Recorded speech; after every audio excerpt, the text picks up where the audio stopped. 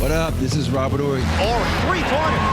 Buries it. You might know me as Big Shot Bob. To Horry for three. Oh, unbelievable. This guy is off the charts. What's going on, Big Shot Bob? Robert Horry from downtown.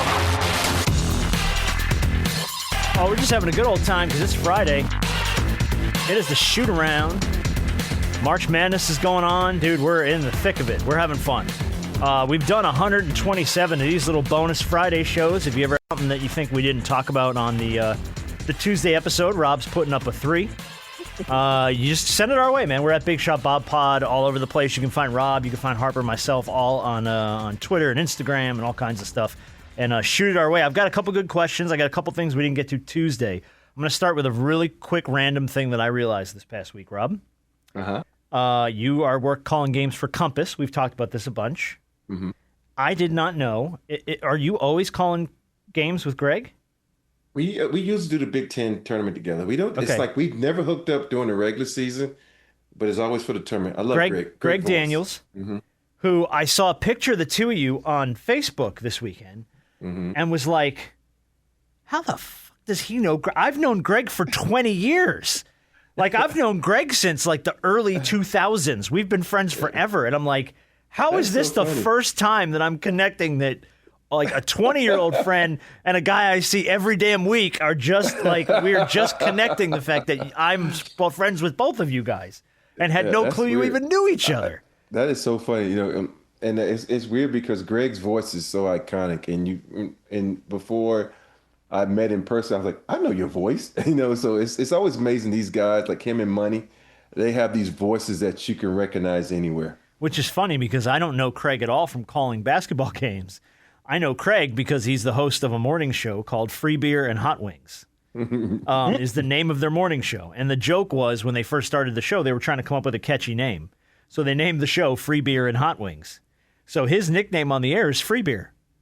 So Greg's nickname is Free Beer and his partner's name is Hot Wings. And they joke, but this show has been on the air for 25 years. They're syndicated across kind of the Midwest and the Northeast. And he's got a bunch of radio stations he's on.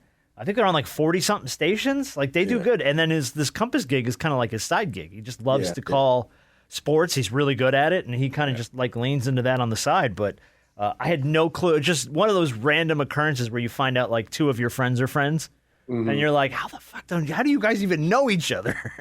and the crazy part, I just realized that his last name is not Daniels. What do you mean? Did you know that? Greg's last name isn't Daniels? Yeah, his last name is not Daniels. His last name is something else, but since no one knows how to say it or spell it, he just uses Daniels. But that makes sense because that's a lot of people. Yeah. You know what I mean? There's a lot of that's radio mostly usually. Anytime you're on the radio and you have a stupid last name no one could say. Like, my real last name is Jenners. So like they just use that was people just called me that forever. But people all the time have dumb names and they're like Boschenstein, and we're like, okay, we're going to go by Bates. And I'm like, okay, that makes sense. Just call him Bates. But anyway, that was a weird instance I just realized this weekend. Your friends are friends, and you had no clue. Let's do a couple quick things we missed on the Tuesday show. Steve Kerr won an Oscar at the Oscars last week. He was the executive producer of a Best Documentary short called All the Empty Rooms. He was basically an exec producer on that. He joins Kobe, Steph Curry, and Shaq as the only NBA personnel to have ever won an Oscar. Oh, wow. Just a random shout out to Steve Kerr. Did you see his comment? I didn't listen to it, but I saw that he was talking about it after the game the other night. He was like, well, I don't know what happened, how I won. I had no involvement in it. I'm just producing. Yeah, he said that I did hear him say the opportunity was presented to him. He loved the idea, and he signed on to be a producer, and that was pretty much where his involvement ended. Yeah. And dude won an Oscar for it. So congratulations, Steve Kerr. But it doesn't do anything for the Warriors, by the way, because the Warriors are a very average team. And we've talked about this, but Clutch Points posted this. I wanted to get your guys' take on this. When we think of the Warriors, we think of like the Dynasty Warriors, right? Like you think back to when they were like 5 straight trips to the finals. Since 2019, they're only 25 games over 500. They've only won more than 48 games once in a season. They were the 3rd seed in the West during their 2022 title run. The rest of those years have been like terrible. They were the 8th best record in 2026 so far. 2025, 7th. 2024, 10th. 2023, 6th. And then 2022, the year they ended up going on that title run, they were third. 2021, ninth. 2020, last. Just not a good team since 2019, except with the exception of that one title run in there. Just a mediocre at best team. And injuries. Yeah, no matter what they've done in all that time, they just haven't, besides that one run, they haven't gotten over the hump to become, like every year you almost expect the Warriors to be great just because of the run they had. Yeah, it's age, and eventually your window closes. Like they took advantage of the window that they had, and eventually, it's everybody gets older. Yeah, but you're still rolling Draymond and Steph out there, so you still have this expectation that you're going to get some of that. You're going to get glimpses of it, and you don't. Eventually, Keyword, they're rolling. Yeah, rolling. Yeah, you are rolling them in out. wheelchairs in basketball terms. Yeah. But what happens is when it comes to guys with names like that, and obviously Steph has been out for quite some time. He's been out for those names go from being names because of the work that they do and it's still matching up to eventually them just being names. You see what I'm saying? Like the name still remains because of what they've done, but just still having them is just a name. Like their name kind of goes further than their actual ability. So your name is going to outlive your actual talent because I still see Steph when he's healthy. Steph does Steph things all the time still. He does, but It's they just don't not have. enough. Yeah, but they don't have it because remember they don't have Clay anymore either. Well, yeah. So that's another big piece of that three that's not there. So, and you don't have Iguodala's been gone, and the pieces that you also had around this team to make them what they were and the age they were at that time. Yeah, it's just different. But people always, I sometimes forget when you're good for that long. You know what that means? Your draft picks are very, very low.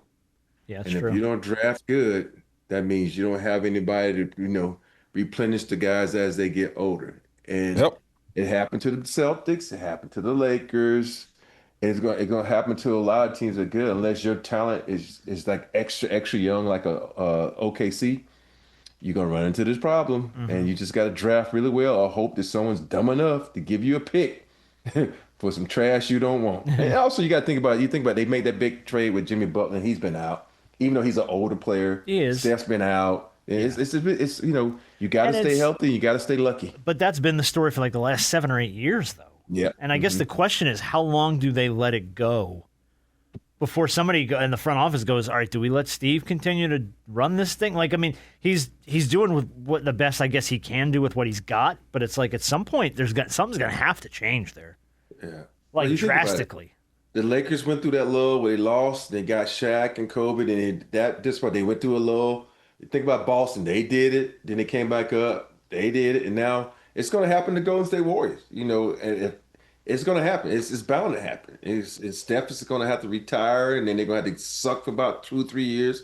They're going to have to get some great draft picks before they rise again. So, but, and people sometimes when a team sucks or is upset, they blame coach, they blame. No, dude, it's the players. It's the players because the players have been surpassed by other teams and they've gotten better while you've been stagnant. All right, let's do some non-NBA related stuff in the shoot around now that we've talked plenty of NBA. I'll start with a question from Kevin, and this is a pretty damn good question. I was bored the other day and The Matrix Reloaded was on. And it's been a minute since I've seen it. It has arguably one of the best fight sequences in a movie and the highway chase scene and fight in The Matrix Reloaded, where they're doing that whole fight that goes up and down the freeway and cars are wrecking out and there's agents and there's people. He's not wrong. It is a great fight scene and a good chase scene kind of combined. So he goes, what's the best fight scene in a movie? Or what's the best chase scene in a movie? One of your favorites. Oh my goodness. That's a tough question. That is a tough question. That's a really hard question. I will say that a lot of the fights in the original Daredevil show on Netflix were friggin' unbelievable. Like there's a 10-minute like a straight cut of a fight scene that goes up and down a hallway. I think it's like episode 3 of Daredevil, where he's trying to get a girl out of like a safe house or something, but there's no stopping in the fight. So the fight's choreographed for like 10 straight minutes down this hallway that there's no cuts, and it's friggin' awesome. It's really, really good. Man, it's so many to name. Anything with John Woo, I probably like. He has some great fight scenes in his. You said John who? Woo. John Woo. Yeah, the director. Yeah. Like Okay. all his stuff was like it's too many, man. But I can't really pick out one. That's one of the ones where you got to do some studying. You think about it. So, Yeah, but best fight that's a scenes. hard. But I did. But when you talk about rabbit holes in movies, I just sat down when I was in Chicago. I went down to the Indiana Jones rabbit hole. Okay. And watching all those movies, and it was just, and even though his fight scenes was slow, I still love Indy.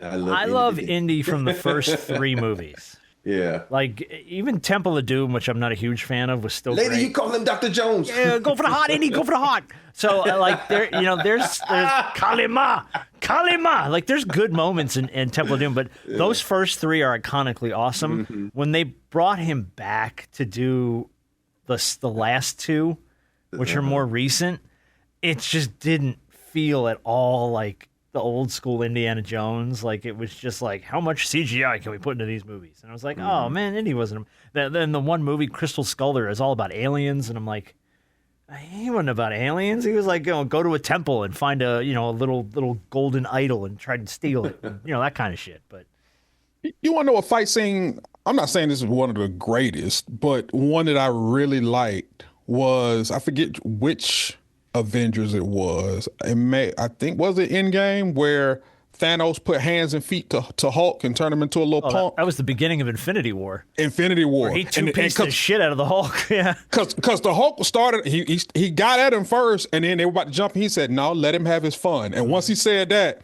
I said, oh, it's about to get ugly. Yeah. And all I saw was bap, bap, bap, bap. And the rest of that movie, Hulk turned into a little house cat. Yeah. No, he didn't come back.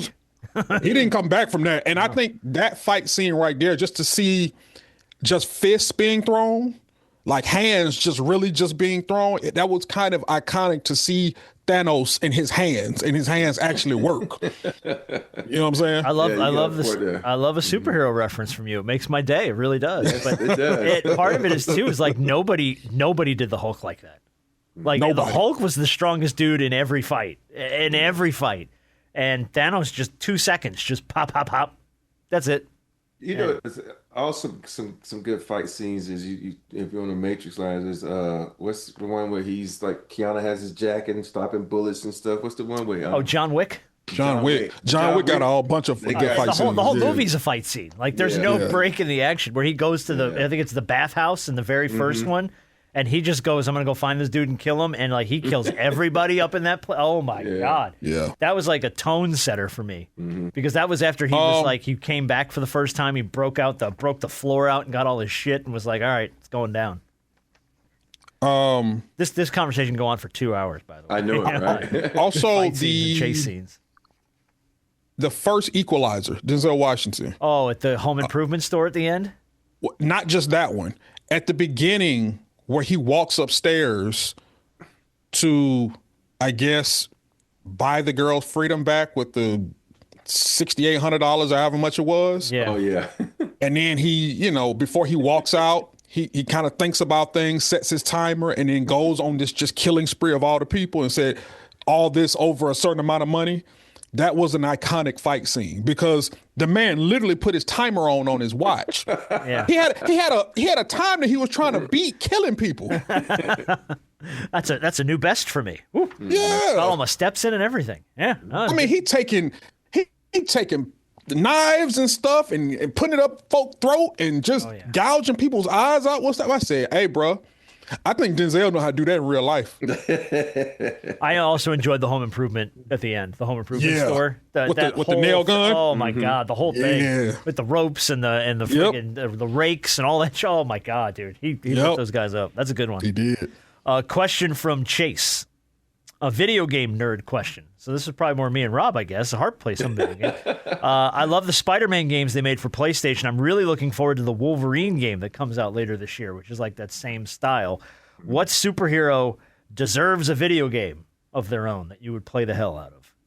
And he said, I'd play the shit out of any X-Men style game where I could play as Cyclops. I guess he's a Cyclops guy. Yeah, he's a Cyclops guy. You know, that'd be Not like bad. me saying I'm a Gambit guy. Anything Oh, with dude, Gambit give me. in it, I'm but with you, man. Give me a Gambit game. Gambit, yeah. Just go around blowing shit up. Yeah.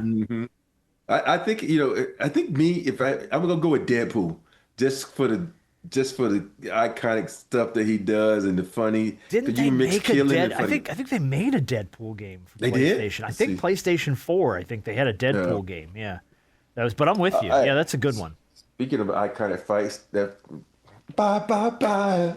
Oh, for the beginning of Deadpool and Wolverine. Yeah. That's Yeah. a great scene, man. When they did the whole NSYNC thing and he just whooped everybody's ass to Bye by NSYNC. Yeah. Deadpool's a good one. Deadpool's a really good one. You know what? Give me a Blade game. If you're not gonna give me a movie, give me a Blade game where you just go hunt vampires. Yeah. I would be play good. the hell out of that, man. Yep. Yeah, that'd be cool. Yeah. Yeah. That's not bad. All right, we had the Oscars this previous weekend. We talked about Steve Kerr winning an Oscar, not even realizing he won an Oscar. It was revealed online that there were snacks left under people's celebrity seats by Conan O'Brien. He put together these little snack boxes. And in the snack box was Skinny Pop popcorn, open water, and Raisinets. That's what was in everybody's snack box.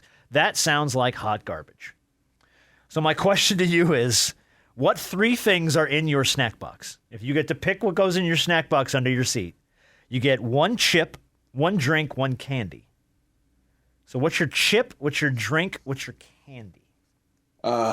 Sour cream potato chips. Okay. Any brand or just whatever? Lay's? Whatever. And Okay. right now they all suck because they're not as good as they used to be. You remember how you used to take them sour cream, you have the dust left on your fingertips? Big time. Yeah. There's no dust left anymore, so they don't taste as good. Only dust in it now is from like Cheetos. But yeah, sour cream potato chips, Reese cups, Okay. and then a grapey cup. Okay. Those are my 3 things. Okay, Harp, a chip, a candy, and a drink in your snack box. This is difficult. It's because it's a few different arrangements of things I can go with, but I guess I'll go with salt and vinegar chips.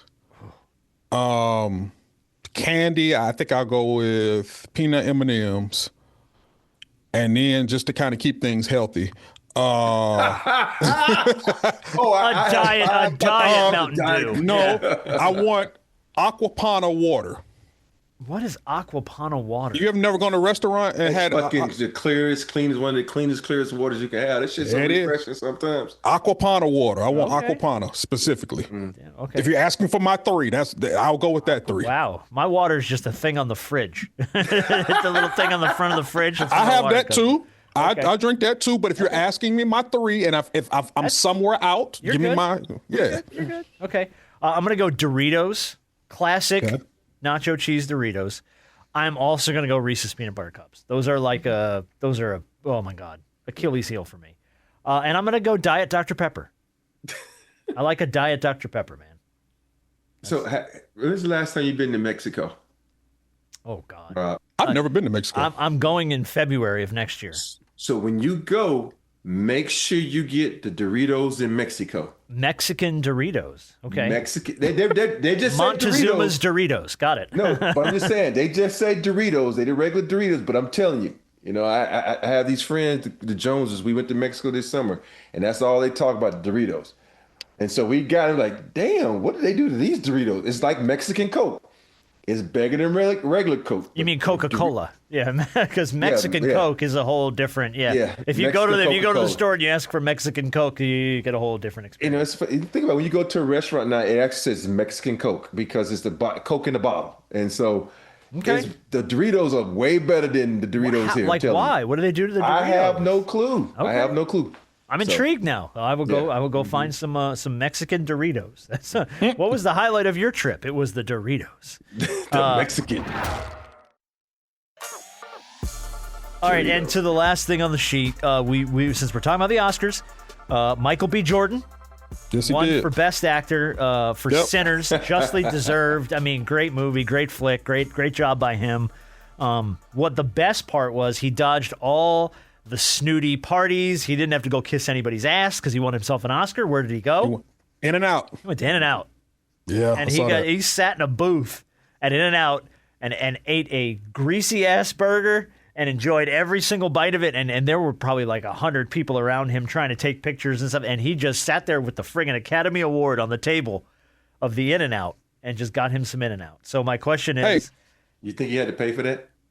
No. oh, he paid. No, he paid. 100% he paid. Maybe he didn't have to, but he did. He got a couple of franchises coming his way now. Yeah, he does. Oh, no, he can write his own ticket. He's an Academy Award winner. He writes his own ticket. He didn't pay a cent for that food. All right. Just the fact that he's there. You have a night like that, you win a big award or you get some kind of big honor or recognition or something, you can go anywhere you want to eat. Where are you going? I'm going to keep it traditional. I started back in 1993 when I was with the Houston Rockets. I mentioned this on TV one time, and they held every restaurant around the summit open for me. I'm going to Papa Do's. Papa Do's, okay. Really? There's one right down the street from us. I love here. me some Papa Do's. Okay. Harp, Oh, man. You have a night? This is another. you can go wherever you want. Where you want to go? This is really, really, really, really, really tough. It's a celebration. You can have whatever. It's just where you want to eat, guilty pleasure food, whatever it is. And it can't be your mama house. No, it ain't Well, gonna be no, my you got to mama. go somewhere. Man, you know what? I guess I'll go to. I really don't know, because it's a plethora of places I like to go. But it's your celebration. Where do you go if that's it? I mean, you want an Oscar. Where are you going?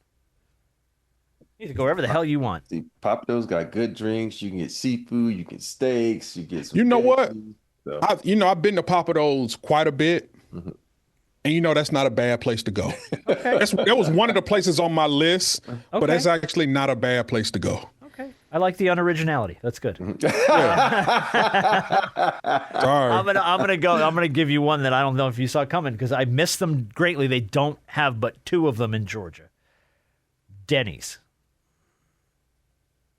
I love Denny's. I don't know why. I think it's just because when I was going to college, when you had a night out and you wanted there was no real Waffle House back there. It wasn't like a Waffle House thing. It was like we would always go to Denny's and I would get some greasy ass sandwich at 2:00 in the morning and I would be happy as shit. And every time we drive by a Denny's, I'm like, oh, I get nostalgic because there's no Denny's, or there's one up in Buford and there's one down in McDonough, south of the city, and that's it. So I never get to go to Denny's. Scratch Papa Do's. Okay. I'll you know what? And obviously late night out, I'm going to Waffle House.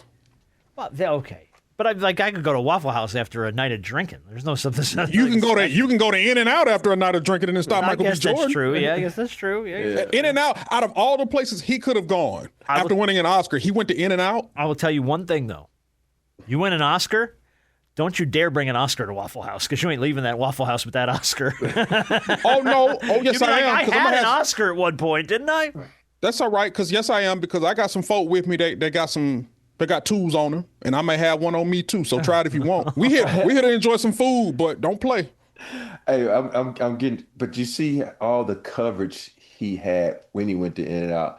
I want to know how much money In-N-Out paid him to do that, or how much he's got coming his way now. Yeah, it's because the commercial he's about to do or something. It's something coming down the pipe with that. Because it is. You just ain't gonna go to In-N-Out and sit in In-N-Out because In-N-Outs are forever crowded, always slammed, and it was slammed when he was there. And he got a table. He got a table. Come on, well, man. but they cleared a table for him. They were get your sorry ass up. There's an Academy Award winner here. Mm-hmm.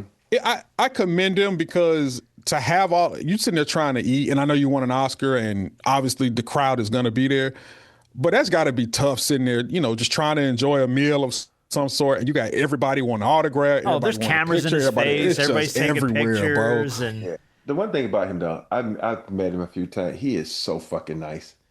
I've heard that he's a lot. Really nice dude. I've heard that a lot. He does a lot of charity work that he doesn't want publicity for, so he's a really nice guy. Yeah, I've heard that a lot from him. Rob, if you real, you get him on the show. I don't have his info. You ain't real. I ain't real. You ain't real. Just go post up at an In and Out near. Maybe you could cross paths with him. And I got to put my ear to the street to try to get my street cred back. Next time, because I know he'd be at a Laker game every now and then. Next time you see him at a Laker game, I ain't seen him at a Laker game in a long time, man. Well, now he's an Academy Award winner. You're gonna be sitting down on the floor. You're gonna have to go find him. Well, he probably always sat on the floor. I'm sure that's probably true. Yeah. You ain't real, Rob. This is a challenge to Robert Orr. You ain't real. Prove to me you're real. You ain't real. Okay. All right. I gotta beg and plead and do the symphony. No, you don't. You don't have to beg and plead. You make a couple phone calls and you see if you turn it up. Cool. If you don't, that's fine. We'll just give you shit about it forever. I don't. This is, and maybe this is just me because I've never walked a minute in your shoes.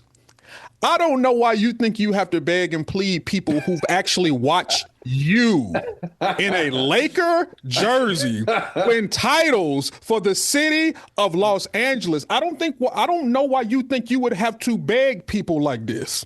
I know, man. It's like I'm not understanding. Maybe it's not computing in my mind. Maybe it doesn't compute in my mind sometimes, to be honest with you, because sometimes things happen to me. I'm like, did that just happen? And I'm like, oh shit, I won titles. Oh shit, it doesn't compute to me a lot of times, man. The fact that who I am and some of the things I'm able to do, it doesn't compute. So I apologize. Yeah, it's all right. Just don't do it no more. Yes, sir. Like I'm just knock it off. Sitting here wondering, like, wait a minute. Like it's people, they literally see you like, dang, that's Robert Orr. I was sitting there. And these are people who've made millions and made billions at box office. Speaking of that, I had to do the Laker game. Also, I'm sitting there doing an interview, and then Chris Rock comes up to me like, "Oh shit, Ryan, what's up, man?" Talking to him like, "Damn, Chris Rock knows who I am." And then because I was doing the interview, and then I went up to him and said, "Man, I apologize, man. Big fan. I'm sorry I wasn't able to." No, dog, man, I'm a big fan. So it was like, it's just weird when you see people like that.